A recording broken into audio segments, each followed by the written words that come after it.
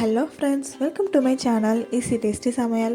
இன்றைக்கி நம்ம சேனலில் ஃப்ரூட் கஸ்டர்ட் எப்படி செய்கிறதுன்னு பார்க்கலாம். அதுக்கு நான் இன்றைக்கி 1/2 லிட்டர் பால் எடுத்து அதை காய்ச்சி எடுத்துக்கலாம். நான் இன்றைக்கி பேக்கர்ஸ் பிராண்டோடைய கஸ்டர்ட் பவுடர் தான் யூஸ் பண்ணுறேன். அதில் 4 ஃப்ளேவர் உள்ளது வாங்கிக்கிட்டேன். அதில் வந்துட்டு பைனாப்பிள், வெண்ணிலா, ஸ்ட்ராபெரி, மேங்கோ ஃப்ளேவர்லாம் இருந்தது. அதில் நான் இன்றைக்கி ஸ்ட்ராபெரி ஃப்ளேவர் செஞ்சு பார்க்க போகிறேன். ஒவ்வொரு பேக்கெட்லையும் 25 கிராம் இருந்தது. 1/2 லிட்டர் பாலுக்கு 25 கிராம் அப்படியே சேர்த்துக்கலாம். அதுக்கு நான் வந்து காய்ச்சி ஆறின பால் இல்லாட்டி காய்ச்சாத பாலில் அந்த 25 கிராம் பவுடரை கொட்டி கலக்கி எடுத்துக்கோங்க. ஏன்னா சூடான பாலில் பவுடரை கலந்தோம்னா அது கட்டி ஆகிடும். இந்த மாதிரி கலக்கி எடுத்துகிட்டு பால் கொதிச்சிட்ருக்கும்போது இதை சேர்த்துக்கோங்க. இந்த கஸ்டர்ட் பவுடர் அதை சேர்த்தோன்னையுமே நமக்கு வந்து பால் நல்லா கெட்டியாக ஆரம்பிச்சிடும். அதனால் கிண்டிகிட்டே இருங்க.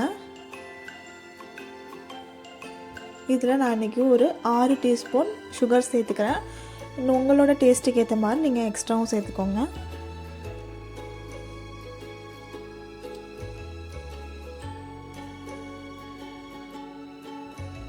பாருங்கள், திக்காயிடுச்சு ஓரளவுக்கு. இது ஆறுனா இன்னமும் திக்காயிடும். லைட்டாக கொதிச்சதுக்கப்புறமா ஸ்டவ்வை ஆஃப் பண்ணிவிடுங்க. இதில் எந்த ஃப்ரூட்ஸ் வேணாலும் நம்ம சேர்த்துக்கலாம். நான் இன்றைக்கி பனானா, கிரேப்ஸ் அண்ட் பொமக்ரானேட் எடுத்துக்கிறேன். உங்களுக்கு வேணும்னா ஆப்பிள் கூட சேர்த்துக்கோங்க. கஸ்டர்ட் அந்த பேஸ் வந்துட்டு நல்லா ஆற விடுங்க. ஆறினதுக்கப்புறமா நம்ம எந்தெந்த ஃப்ரூட்ஸ்லாம் வச்சுருக்கோமோ அதெல்லாம் சேர்த்துக்கலாம். சூடாக போட்டுட்டால் நல்லா இருக்காது. நல்லா ஆற வச்சதுக்கப்புறமா விட்டு கலந்து எடுத்துக்கோங்க. இது அப்படியேவும் சாப்பிடலாம், இல்லாட்டினா ஃப்ரிட்ஜில் வச்சு லைட்டாக கூலிங்காகவும் சாப்பிட்லாம்.